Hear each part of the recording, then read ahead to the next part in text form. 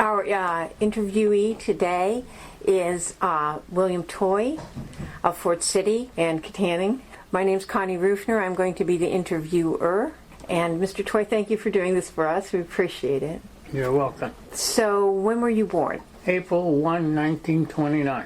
And where were you born at? Katanning, Pennsylvania. In Katanning, okay.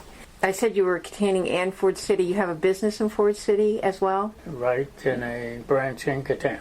And how long have you been in business? Since November 7th, 1950. And you remember the Great Depression and the 40s as well? I very well do. Okay, so tell me a little bit, what do you remember about the Depression? What just sticks in your mind right off the top of your head? Right off the top of my mind is my mother and father struggling to keep the family together and worrying about being able to pay their mortgage, of which at that time the government had an assistance program for people that were in trouble with mortgages. And it was tough times. The family was very closely knit, and in many respects I think it was a bad situation but a good one. I think I learned many things from the Depression, meaning the value of money was one of them.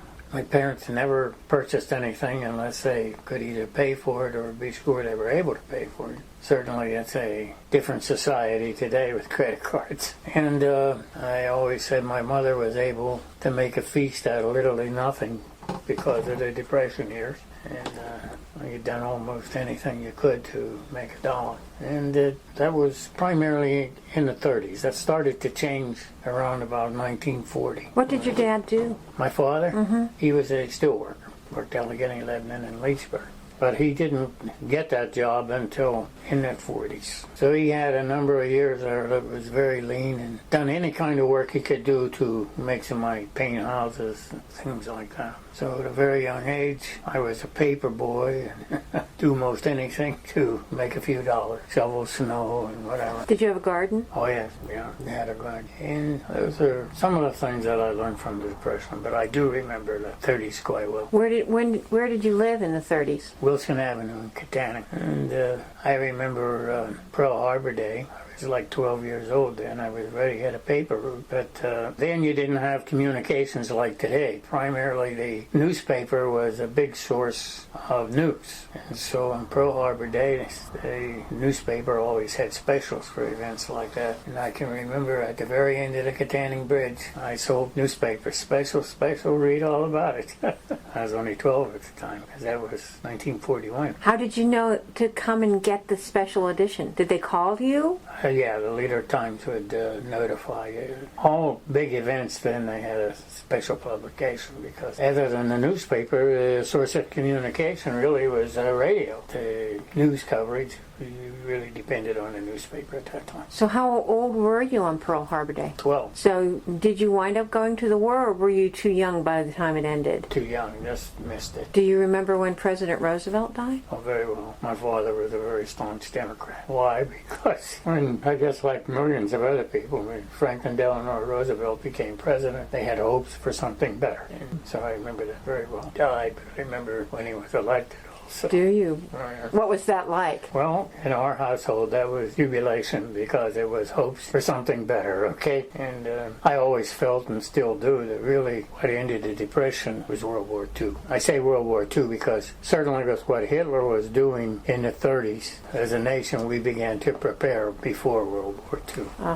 And the whole country got behind it. And I wonder if we had a conflict like that today, if people would ever rally behind it like they did in World War II. So people were expecting World War II? I think they were from the standpoint, I think sure the government was because Hitler just kept conquering in Europe and, there was already bombing England and what have you, so it became obvious that something was going to happen, even though Pearl Harbor was totally unexpected, but I think overall the government knew there was a conflict coming. Started to prepare for it. Do you remember D-Day? Oh yeah, 1945. You were doing a lot of jubilation And then, being the age I was, I had friends that were in the service, a couple years older than me, and they started to come home, what have you. So I remember D-Day. I think everybody was very jubilant that it was all over. So it wasn't quite over yet, though. No, because shortly after that, Korean conflict was the next one, and that was only like 5 years after D-Day, 4 years and a half. So you said you had friends who were over there. Yeah. Did they talk about it when they came back? Some of them did, some of them didn't.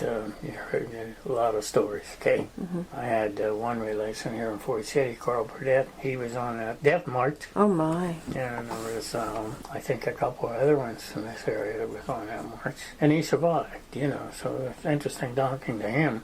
Telling that on the death march that one reason he thinks he made it and didn't get killed off, but he kept moving forward in the line. And the ones that were tailing behind on the end, they just shoot, okay? Wow. Yeah.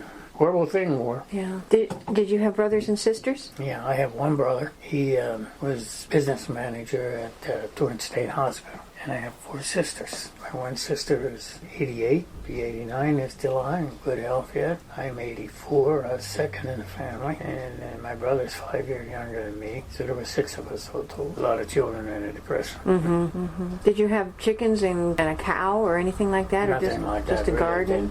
Just a garden. And the reason there was a garden, you could rent a garden plot farm on the hillside from Katanning. And that's where we had the garden. Oh. And we had wonderful neighbors then, it seemed so different then than today. You know everybody in a block this way and everybody a block this way. Today I don't know my next door neighbor hardly. It's just different. Yeah, it is. People have been telling us how much their neighbors helped out, and they helped them. Yeah, definitely. And, other relations in the family. It was a different world. We were more tightly knit, okay? And very different today. So what kind of things did you do together with your neighbors? Well, we had picnics. Remember that very well. And I was in the high school band. I remember very well the instrument that my parent bought me, which was a trumpet, cost $30. There's a lot of money back then. Paid for it $5 at a time, and my parents were so proud of me. And I have it to this day. Do you? And you couldn't buy it for all the money in the world. Oh, no. Because there's no more money like that. Yeah. There is no more money like that. Yeah. I mean, that was a real sacrifice. But, I think you had a much different bond in with your parents than most children have today, okay? And I had very good parents. I think that's part of a good foundation for life. So many children don't have that and get into all kinds of problems. And my parents were strict. My father was a nice guy, but black was black and white was white. And don't lie to me because, right now, you learn early on, don't lie because you're going to get yourself into more trouble. You get disciplined. I got some lickings. What did you do that was bad? Well, I had a sister, she would pick on me. And invariably on Sunday, I would get in trouble with her. And of course, I was always wrong. I'd get put in the basement. Locked in the basement. And I often laugh about that because at that time food was rationed. You had food stamps. And pineapple was a lot of food stamp points or however it was rationed. And sometimes when I was in the basement and those cans would be stored there, I would have some pineapple. But they were bad years financially and people struggled. But on the other hand, there was a lot of good things about it I don't think that exist today. I sell custom drapery. I get in a lot of homes. And you go into a home where 2 full rooms of toys. Okay. Christmas time, I got one gift, maybe a little car with a battery in it. I had little lights on it. That was just wonderful. Okay. And I think to myself, that meant more to me than what them 2 rooms mean to any kid today. It's a different world. What kind of games did you play when you were young?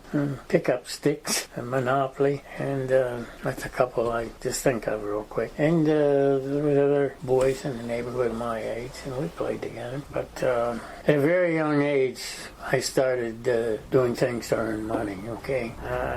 With quite an ego. I was only 21 when I got in business for myself. And it's a long story how that come about. But some of it come about because I started when I was about 13 years old in a small dry cleaning plant up in 4th Avenue in Katanning. Then 6 months, a year later, I got in a bigger plant, the Follis Cleaners in Katanning at that And remember, I'm already now in high school. And they had a man that worked there. Well, first of all, they had a Jewish man that owned the place, but he was literally helpless as far as doing anything, so to speak. And he had a man there that he depended on quite highly, and he would go drinking. He wouldn't show up for work. So little by little, he depended more on Billy and me.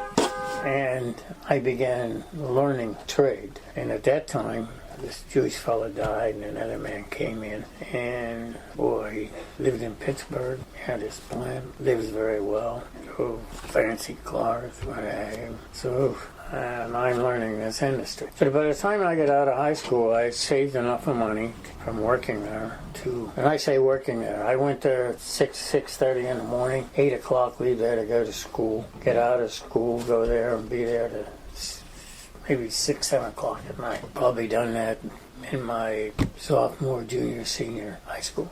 But my mind was made up before I got out of high school. This is what I'm going to pursue, because this guy he was a nice guy, but I've seen how well he is and off, and realized that, if you are going to accomplish something in life, you have to make it happen, okay? And I had to dress well. Today I see all these jeans, and when I went to school, they were called overalls. And the only person who wore overalls and tennis shoes was the poorest of the poor. Not me. I work hard and I wore suits, brother. I earned it, but to me this was important. So when I got out of high school, I went to the National Institute of Dry Cleaning. Graduated from there, back to the Follis plant. And by now I'm about 19, 20 years old. And met my wife. Her father was in business, and he financed me getting started in my business. And I was only 21 years when we opened. November 7th, 1950. 2.5, 3 months down the road, I get called to the draft for the Korean conflict. I have a father-in-law that actually signed on to this debt so I could get started. He knows nothing about this business, and I'm called for the draft. So I went for the examination, and I got turned down. What did I get turned down on? I had, when I was 10 years old, a Brody's abscess, which is unheard of today, but at that time, abscesses, there was no antibiotics, and it was a serious thing, and it was in my ankle. So the day I went for that examination, I played that up big time. That was my only hope, and fortunately enough, I'll never forget, the doctor turned me down, and it was a rainy day, and you went to Pittsburgh to do that. And we're on the second floor of this building. We're on the elevator coming down, and the doctor that made that decision was on that elevator. And I remarked to him, I said, gee, what a gloomy day it was. And he said, young man, for you it's a good day. So that relieved me and a lot of other people, because boy, what a predicament that would have been. So that's the story of my getting into business. And but to give you some idea about today's economy and then, that time we got $1 to clean and press a suit, like 49 cents for a pair of trousers. Today, for that same suit, we get $11 to clean, $5.50 to do that pair of trousers. Thank you very much. That is very interesting. So what else would you like to know? Did you go to the Fourth Ward School in Catania? Sure did. I lived in Wilson Avenue. I was born in Wilson Avenue. And that's tore down now, too. I never forget, we had a principal. At recess, he'd go out and play ball with it. And if somebody got a paddling, you could hear it all over the whole school. And they used a paddling, too. I never got it in school because I knew if I went home, there's 2 more waiting. One from each parent? That would have come from my father. Oh. But what I'm saying is you had a responsibility to your parents not to get into any trouble, really. That's the first thing in your mind. What's going to be? What's mother and dad going to think? What kind of trouble am I going to be in? Well, it's all right. Well, thank you very much. You're welcome.